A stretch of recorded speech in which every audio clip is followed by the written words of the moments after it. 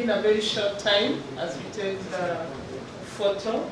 The referendum question triggered by senators and governors who ganged up to push for a constitutional amendment to clearly outline the role of the Senate and strengthen devolution continues to elicit debate and is now the subject of criticism from the Constitution Implementation Commission and a section of members of the National Assembly. CIC's position as at now is that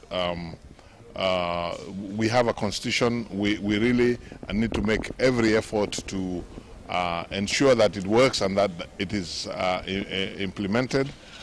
We are not ourselves as yet persuaded about the need for a referendum.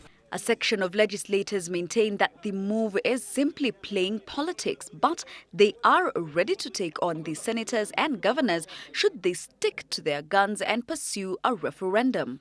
Those are statements of intent, or in other words, it's politics. And you can be sure you'll be hearing more of politics, because these are politicians. The National Assembly is not threatened by any call for referendum.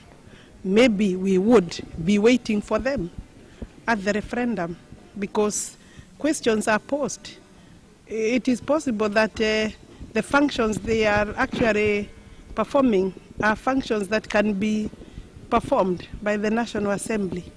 The government, however, sought to avert this referendum push, with Deputy President William Ruto convening a crisis meeting with Jubilee-elected governors, and with the bone of contention being a constitutional amendment and compelling the national government to allocate more funds to county governments. It was agreed that a solution be found. To the executive and the governors agreed to continuously and constructively engage on all emerging issues in order to make devolution a success.